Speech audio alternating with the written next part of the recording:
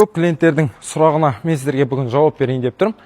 Сэндвич панельді көп адам сұрап жатыр. Жұмысы қанша болады, қалай жасасақ болады деп. Оған ешқандай қиналатын ештеңке жоқ. Жұмысы өте қарапайым және жеңіл. Ешқандай монтажникті жалдап, ақшаңызды құртпай қойсаңыз болады. Себебі бұны аласыздар, керек размеріңізді өлшеп аласыз. Қазір мен сізге әшейін ғана көрсете салайын.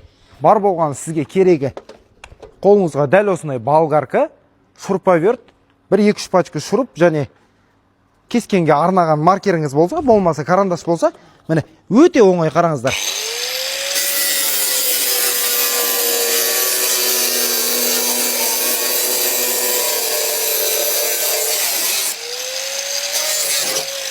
Міне дәл осылай кесіп аласыздар. Қалаған размеріңізді қоясыздар. Шуруппен тесіп орната бересіздер қабырғаға. Ешқандай каркас құрудың қажеті жоқ. Және көп адам сұрап жатыр, 4 метрден кейін жалғау қалай болады дейді. Достар, міне мен сіздерге арнайы айтып кетейін. Бұлай жерге қоя салайын. 4 метрді есептейсіздер, өлшейсіздер. Мына жерінен шуруппен тартасыз, мына жерінен шуруппен тартасыз. Сэндвич панельді 4 метр біткен жеріңізге алып келіп бұлай қоясыз. Келесі сэндвич панеліңіздің 4 метрін дәл осылай қоясыз.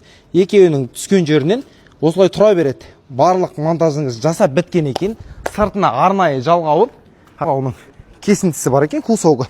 Мен көрсете салайын. Дәл осы себеттің жалғауы. Міне бұлай қойдыңыздар, бетіне кигіздіңіздер де, міне болды.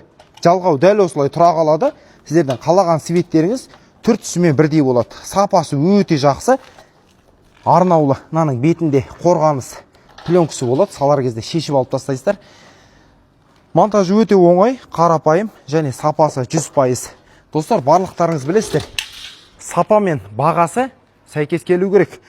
Бағасы өте арзан болып, сапасы нашар болса, онда болмайды. Сапасы ең жақсы, бағасы өте керемет сэндвич панельдерді мен сіздерге ұсынамын. Сіздермен бірге болған Елдос, қоштаспаймыз, аман сау болыңыз.